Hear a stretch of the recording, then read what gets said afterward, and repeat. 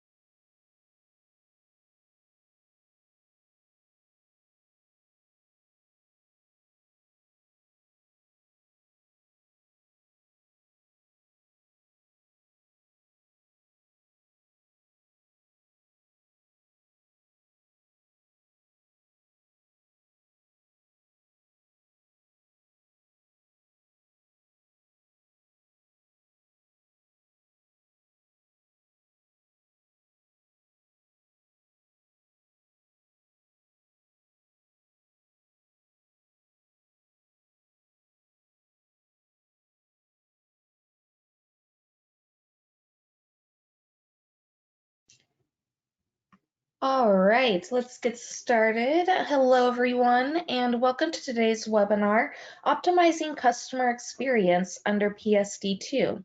Now, before we begin, I just want to cover a few housekeeping items. First, today's webinar is interactive, so please submit your questions at any time using the chat box to the right of the window. We'll save time for questions towards the end of the webinar. And finally, today's webinar will be available on demand shortly after this live presentation, and you will receive an email notification once the webinar is available.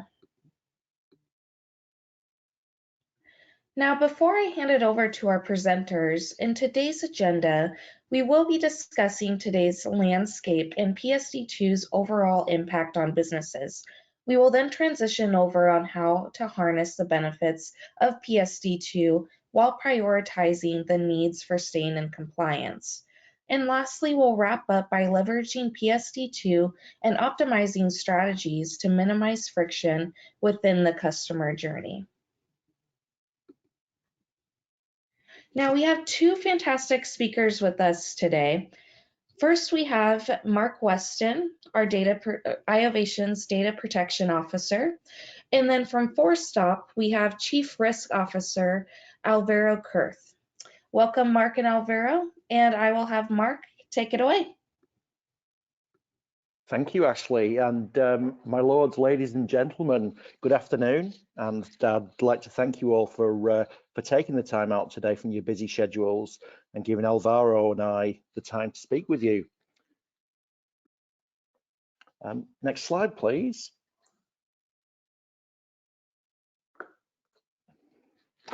So the Payment Services Directive, or the second Payment Services Directive, is a follow-on from the original first Payment Services Directive that came into force back in 2007. And it's been 11 years since the two directives, and during that time, there's been a huge change in the online environment, and in particular in and around e-commerce. And the second Payment Services Directive, or PSD2, aims to open up the payment services markets to nurture innovation and break monopolies where they've once existed. So the intention, therefore, is to bring competition in and around online payments to the benefit of consumers. There is a requirement to increase the use of strong customer authentication by way of multi-factor authentication. And additionally, some regulatory technical standards have been introduced to enable merchants and participants in the new online payments ecosystem to be able to adopt and change to the new regulations. There has been requirements that have brought about the need for explicit consent in and around any sharing of information with these third-party providers. And although originally effective from the 13th of January back in 2018, the regulatory technical standards required that the actual secure customer authentication needed to be in place by the 14th of September last year. Unfortunately, this was something of a challenge for industry, and consequently, the migration deadline for secure customer authentication was pushed back until the 31st of December 2020, which for those in the Eurozone and also within the UK is quite a seismic day in relation to the Brexit saga as well. So a key date in more than one way.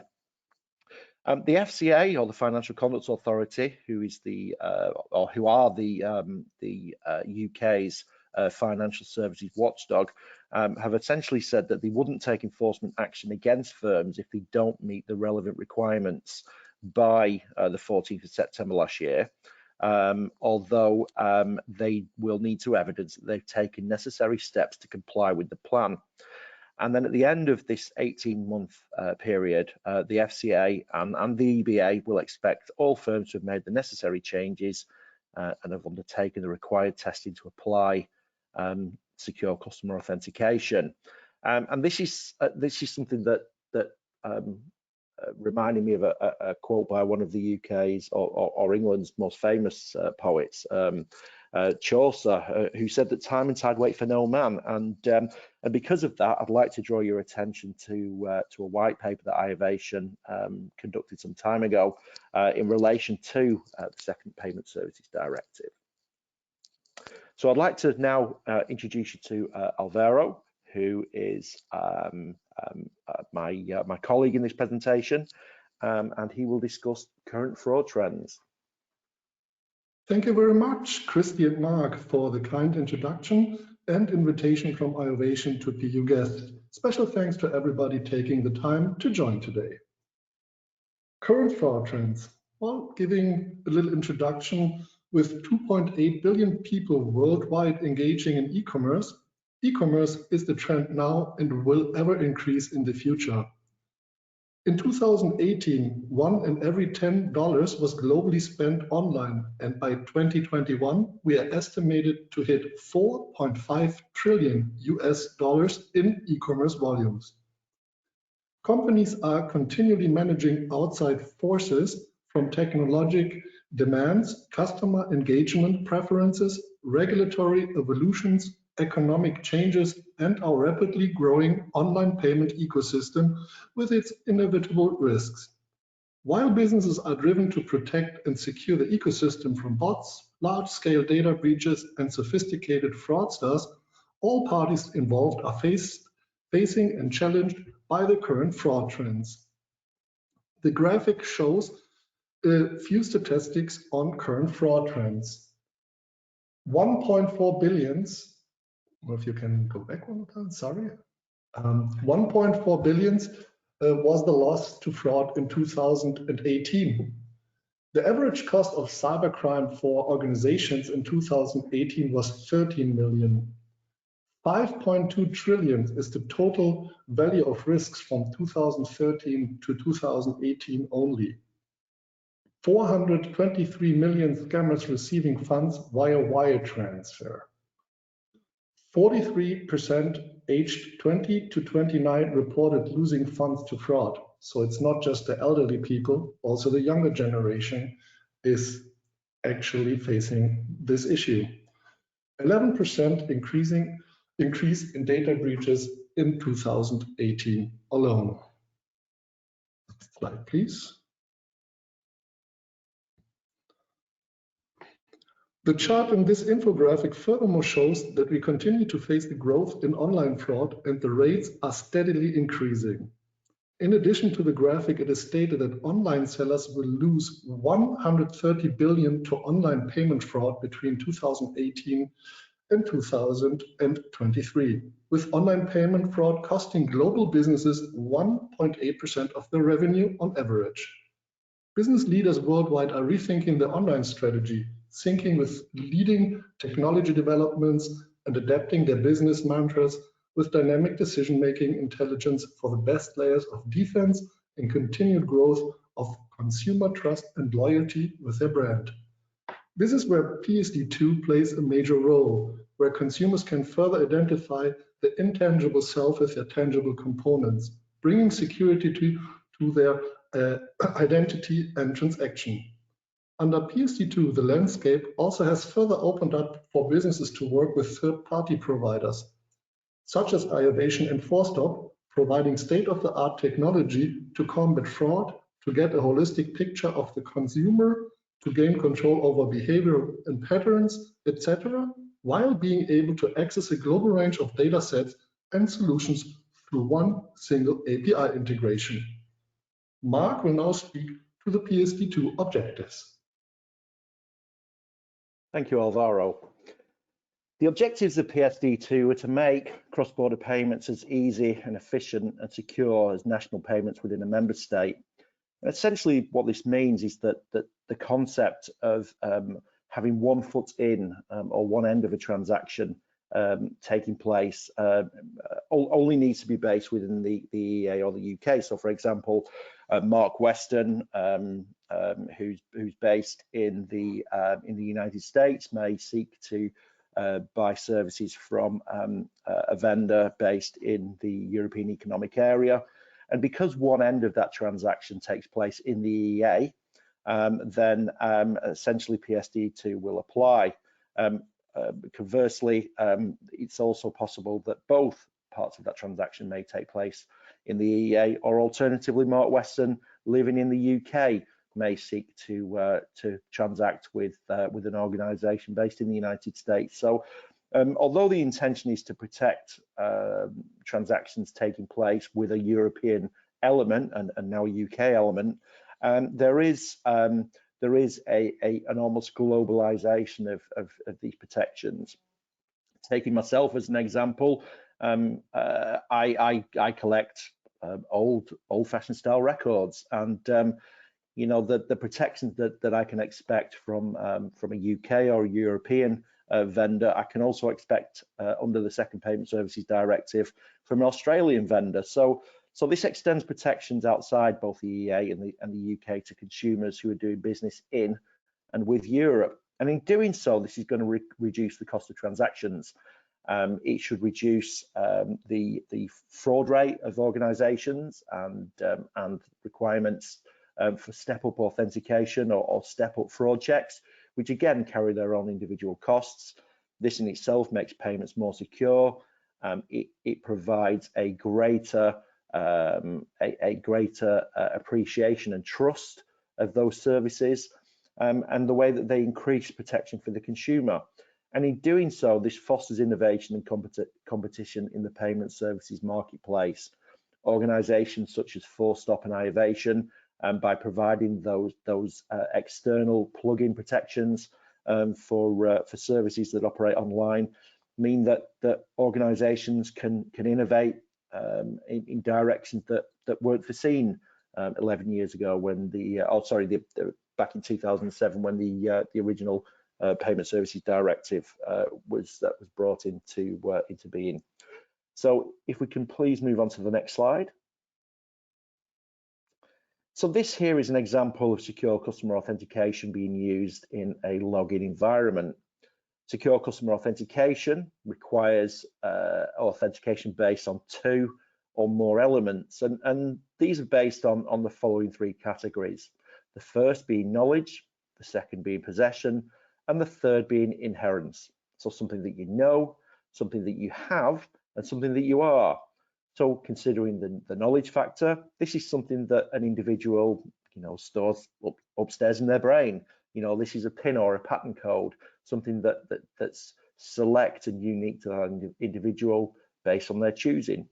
In addition, the possession factor is based on something that an individual has on their person. This is something that they possess.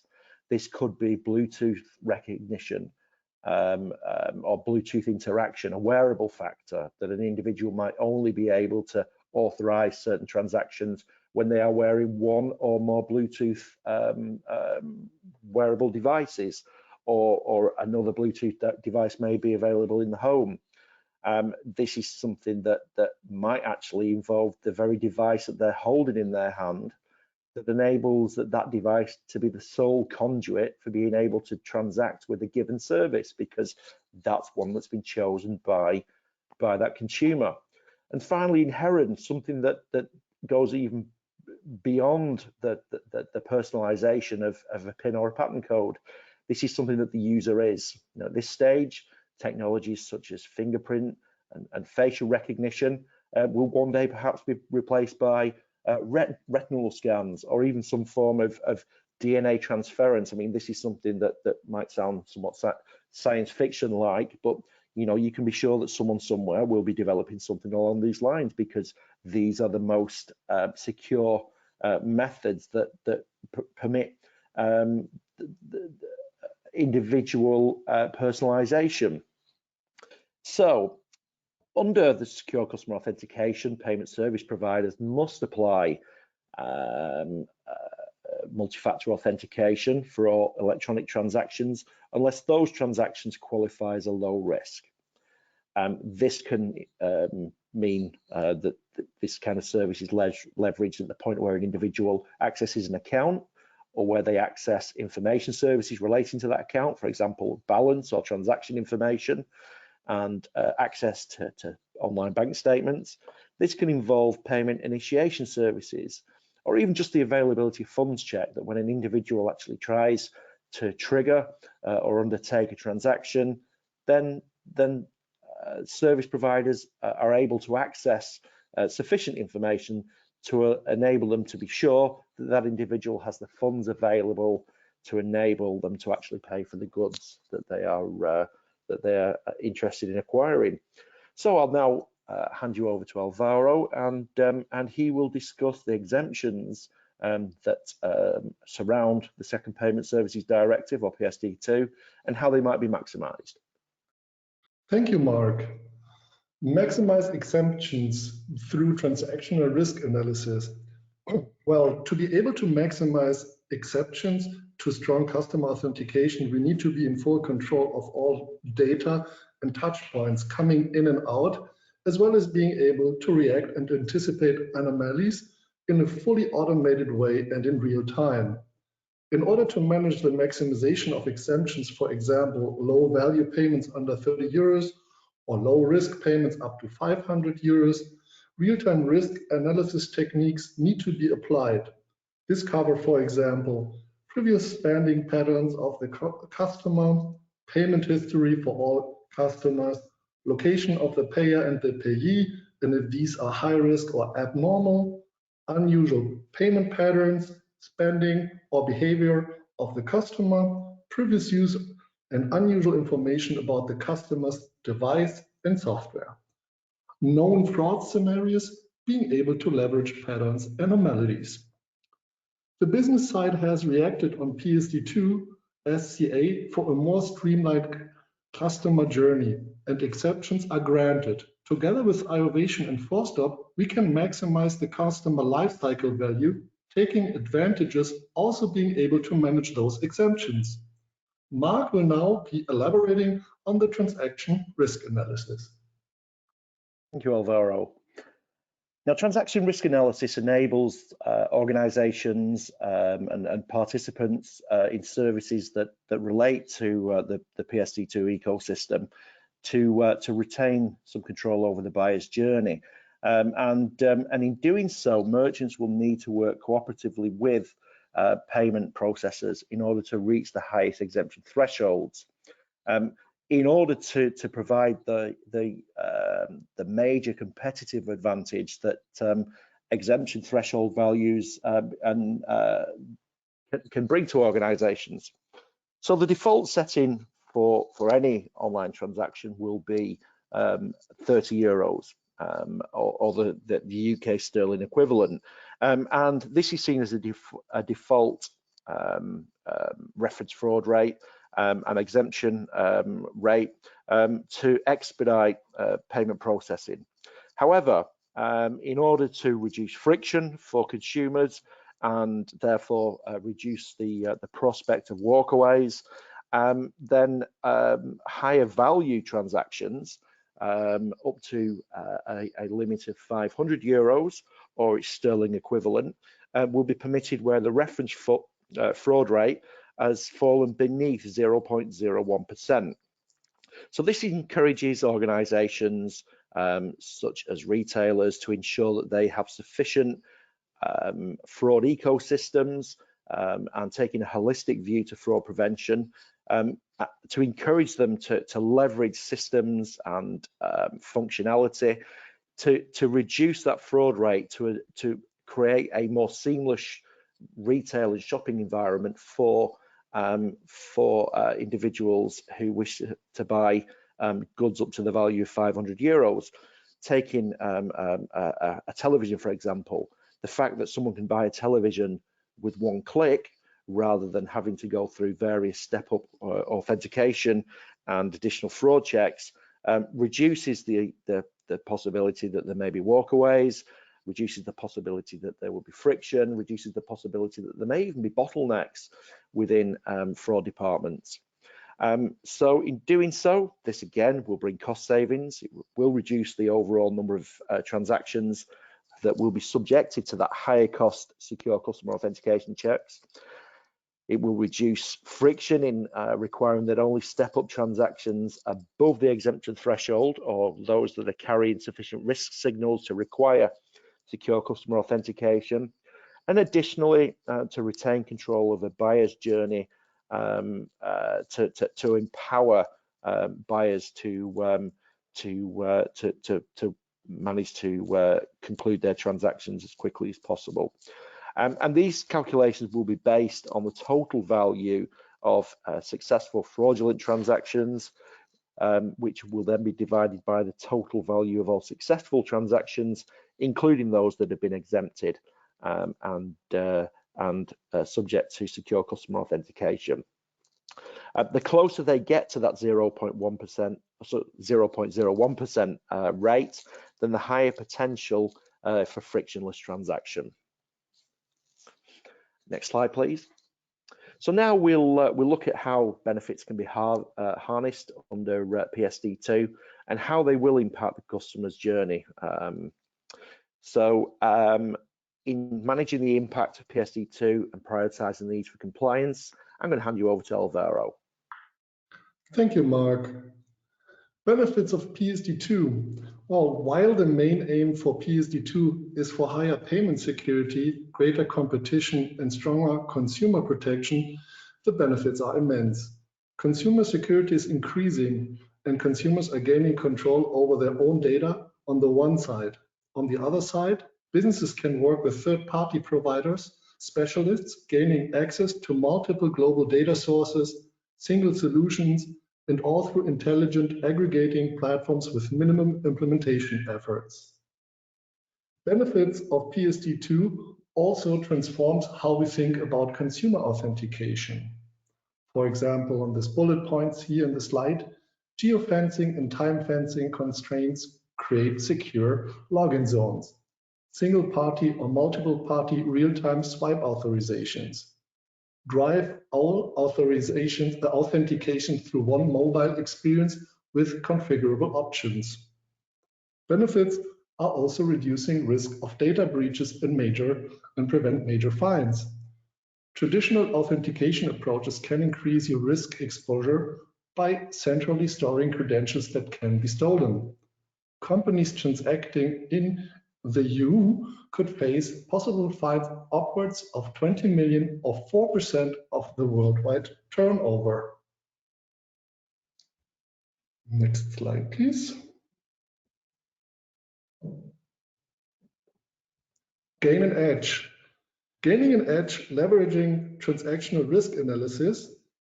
Forstop and iovation together are not only leveraging transactional risk analysis, but also combining it with the best global coverage and data access to manage a fully automate your SCA and KYC compliance requirements, due diligence, enhanced due diligence, down to maximizing exceptions. Any combination of data parameters and solutions can be applied for intelligent decision-making during the entire customer journey, from the registration to performing a payment, transfers, payouts, or at login or logout.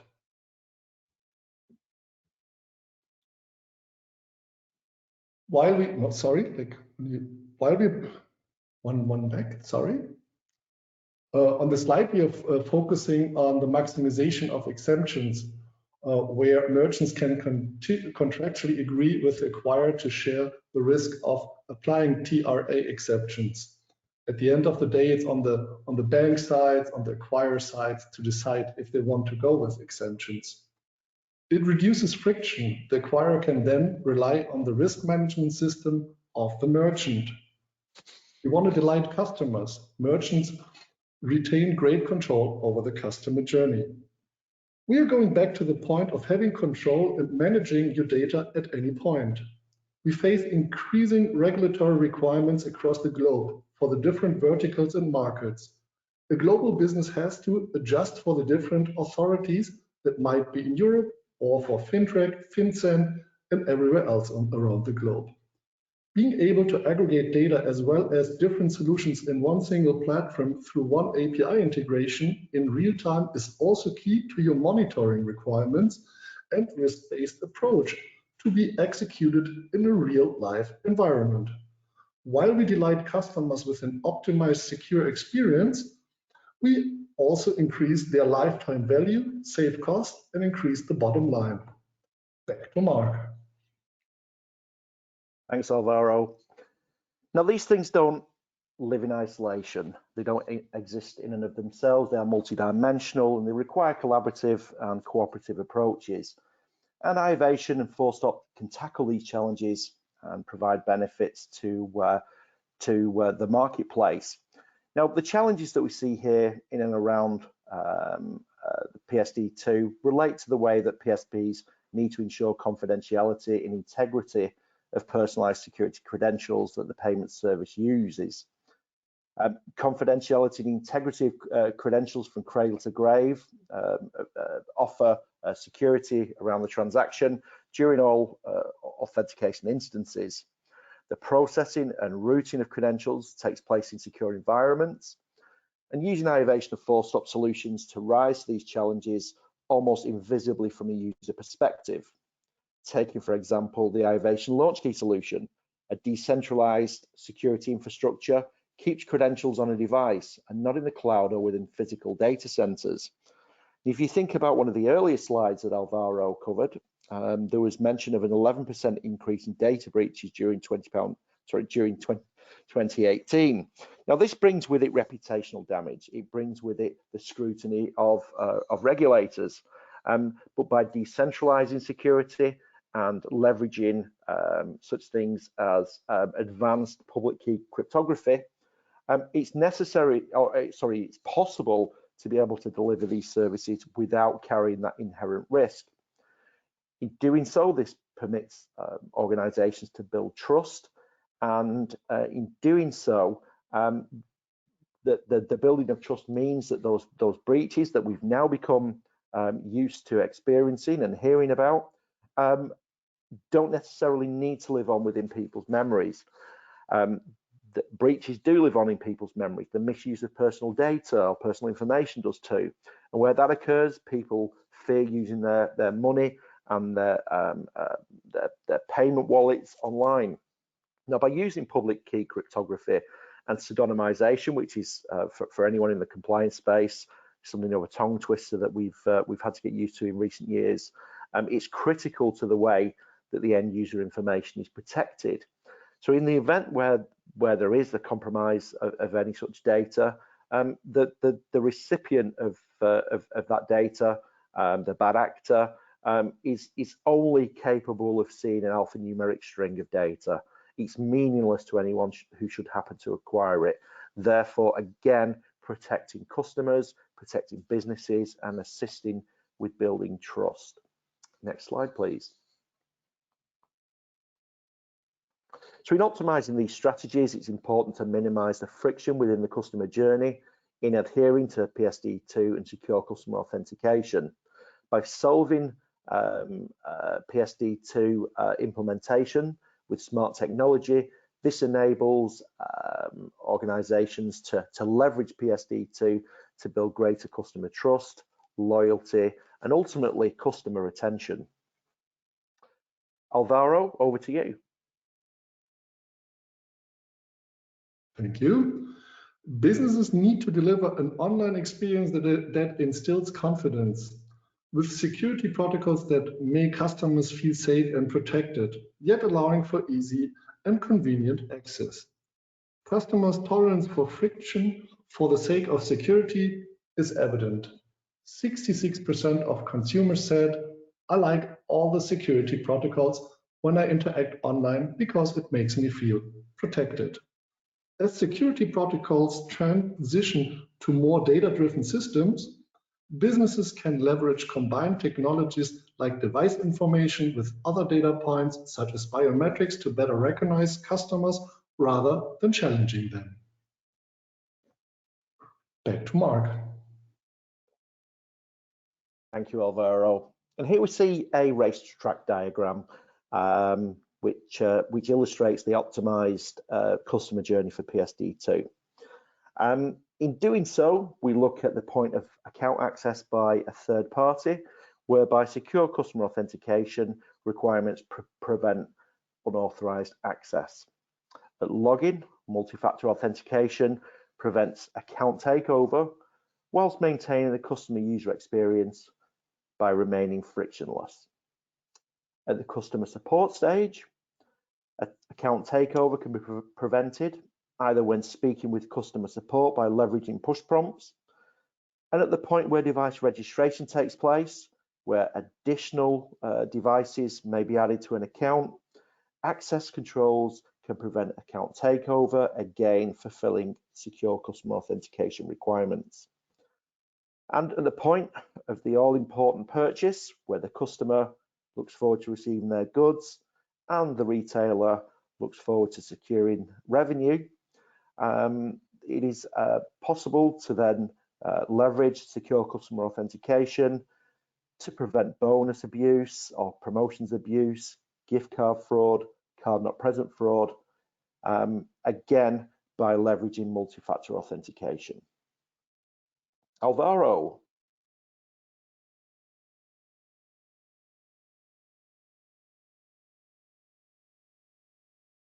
Businesses globally need to harness the power of PSD2 will bring to their risk mitigation workflows.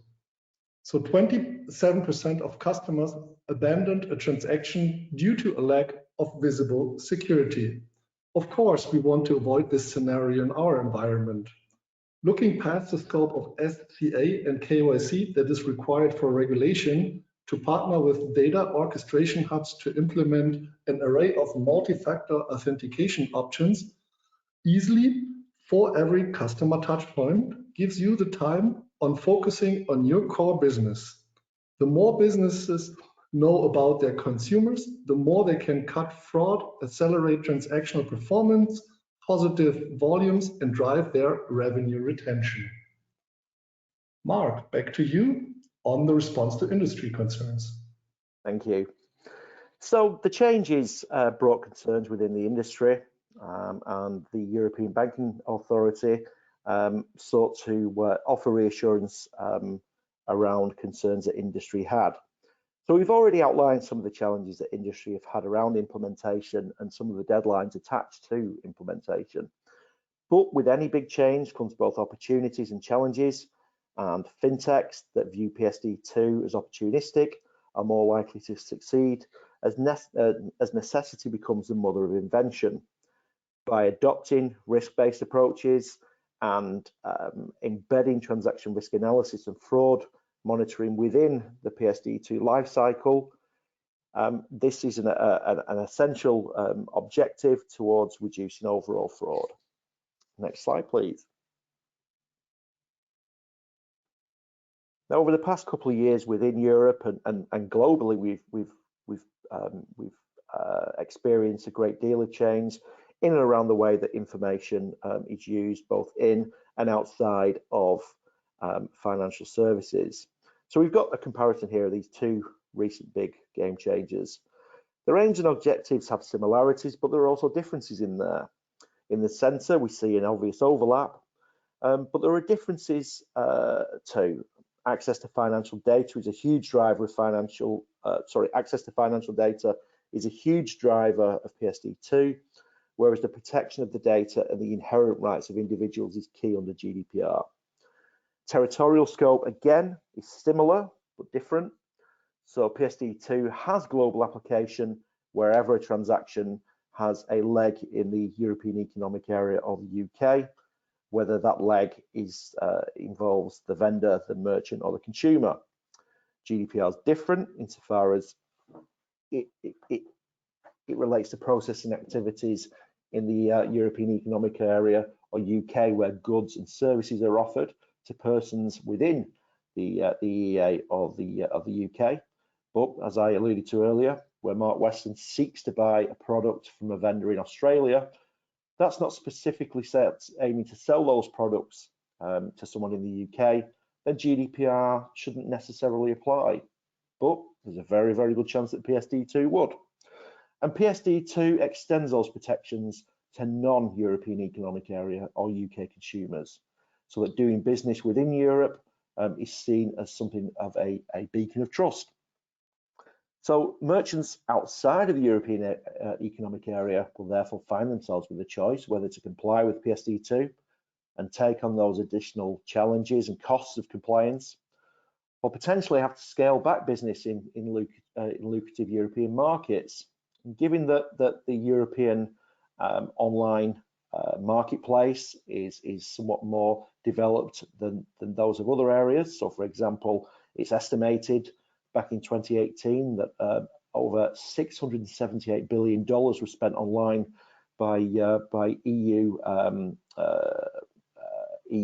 consumers, which is significantly more on a per person spend than in the US. It's starting to look like really there isn't an option for those who seek to do business within Europe.